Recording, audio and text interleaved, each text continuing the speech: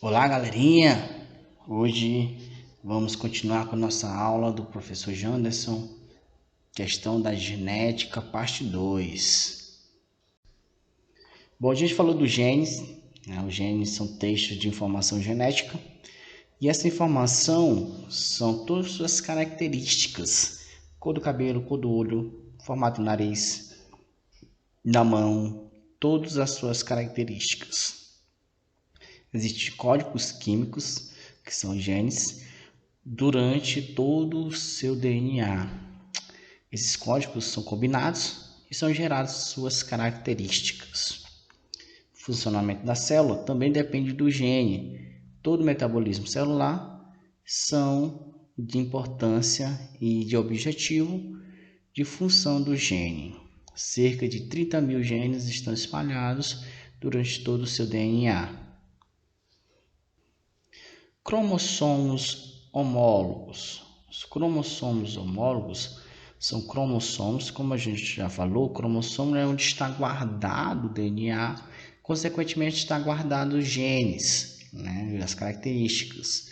Então eles guardam o cromossomo como se fosse uma gaveta. Dentro desse cromossomo está todas as suas características dentro do DNA. O ser humano tem 46 cromossomos. Está dividido em pares, ou seja, são 23 pares de cromossomos, o que forma muitas características e muitos genes espalhados durante esses cromossomos. Os cromossomos homólogos são cromossomos do mesmo par, tá? Mesmo tamanho, mesmo formato. Eles vão se combinar, tá? De acordo com o seu formato, de acordo com sua característica, que isso vai fazer a ligação do cromossomo. Existem números variados para cada espécie. Como eu já falei, nós seres humanos, a gente tem 46 cromossomos, mas existem espécies com mais e com menos. Aqui está uma tabelinha com alguns exemplos, né, de seres e sua quantidade de cromossomos, né?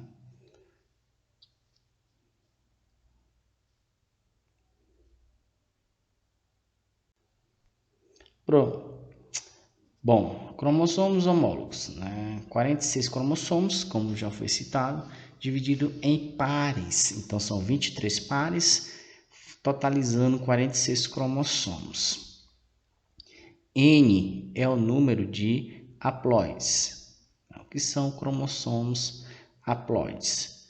Tá? São cromossomos que têm uma quantidade relativa de ligação.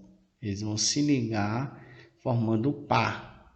Tá? Então, par desses cromossomos são chamados de cromossomos haploides. Não existe relação entre número e complexidade, ou seja, quanto mais cromossomo, mais evoluído ou mais complexo. Não, isso não existe. Tá? Não tem essa relação entre quantidade e complexidade, como a gente viu na tabela anterior. Número e evolução não está ligado à quantidade de cromossomos. Não existe essa relação. Esses cromossomos são herdados do pai e da mãe. Nós herdamos metade dos cromossomos do pai, metade do cromossomo da mãe, fazendo com que tenha uma ligação, totalizando 46 cromossomos. Reprodução. Então a gente já sabe que a nossa reprodução é através de gametas. Existem gametas masculinos, gametas femininos. Gameta masculino, espermatozoide. E gameta feminino, o óvulo. Os cromossomos são todos iguais entre homens e mulheres. A única diferença está no cromossomo sexual. É o único cromossomo diferente. Na mulher existe o cromossomo XX e no homem XY. Tá? Então, todos os demais são iguais e formatos também iguais. Existem 46 cromossomos, a gente vai herdar metade do pai e metade da mãe. Então a gente herda 23 cromossomos do pai e 23 cromossomos da mãe. Então cada gameta vai levar 23 cromossomos com ele, ok? Na hora de formar o zigoto, na fecundação, eles vão se unir formando 46 cromossomos. Então, durante a fecundação, e a fecundação? É o encontro do gameta masculino com o gameta feminino. Então, cada gameta vão levando 23, se uniu na fecundação, formou os 46, dá origem ao zigoto. O zigoto vai se multiplicar, vai ter várias outras células, até formar um ser humano completo, né? O bebê. Então, vai formar o feto. Genética. A genética estuda as características hereditárias. O que são características hereditárias? São características que são herdadas, né? Que são passadas de geração para geração. Então, nossos pais, avós, bisavós. Então, todas essas características, elas são repassadas para os seus descendentes. Então, por isso que são hereditárias. A genética vai estudar os genes. Onde estão presentes os genes? No material genético, o DNA. Então, esses genes vai fazer parte do nosso estudo daqui para frente. Os cromossomos homólogos são cromossomos iguais, né? Então, eles compartilham de tamanho e formatos iguais, por isso que são chamados de cromossomos homólogos. Alelos, esses cromossomos são alelos porque são em pares, né?